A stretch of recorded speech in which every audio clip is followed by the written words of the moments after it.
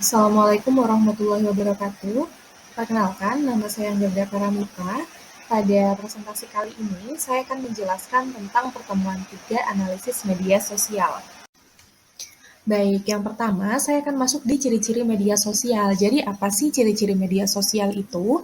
Di sini yang pertama, konten yang disampaikan dibagikan kepada banyak orang dan tidak terbatas pada satu orang tertentu.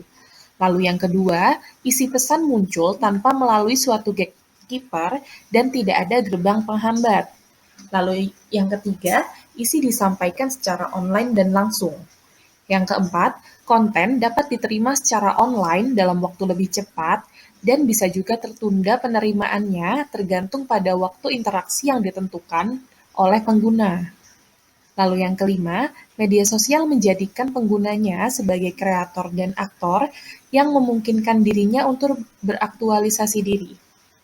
Lalu yang keenam, dalam konten media sosial terdapat jumlah aspek fungsional seperti identitas, percakapan, berbagi, kehadiran, hubungan, reputasi, dan kelompok. Lalu selanjutnya kita masuk di jenis media sosial.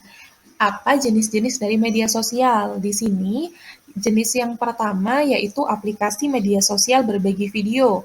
Contohnya, ada YouTube, Vimeo, dan Dailymotion.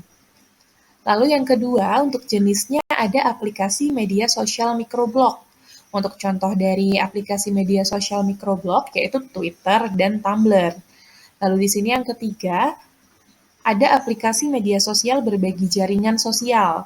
Di sini untuk contohnya ada Facebook, Google+, dan Pet.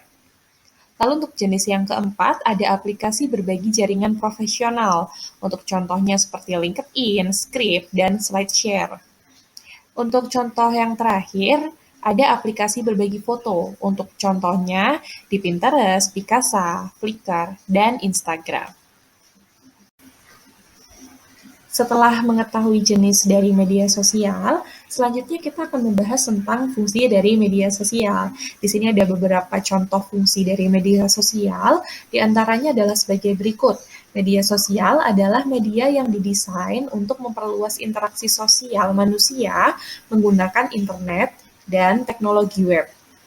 Lalu untuk fungsi yang kedua, media sosial berhasil mentransformasi praktik komunikasi searah media siaran dari satu institusi media ke banyak audiens, atau biasa disebut one-to-many, menjadi praktik komunikasi dialogis antar banyak audiens, atau biasa disebut many-to-many.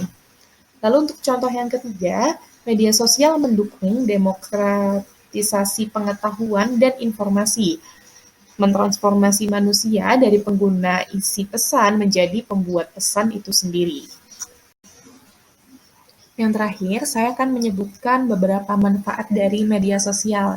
Jadi, apa sih manfaat dari media sosial yang dapat kita peroleh itu? Yang pertama, media sosial dapat menjadi sarana belajar, sarana mendengarkan, dan menyampaikan. Lalu yang kedua, media sosial dapat bermanfaat untuk sarana perencanaan, strategi, dan manajemen. Lalu yang ketiga, manfaat dari media sosial yaitu dapat sebagai sarana kontrol, evaluasi, dan pengukuran. Lalu yang terakhir, manfaat media sosial yang dapat kita peroleh adalah sebagai sarana dokumentasi, administrasi, dan integrasi. Baik, sekian presentasi dari saya tentang analisis media sosial pada pertemuan 3 ini.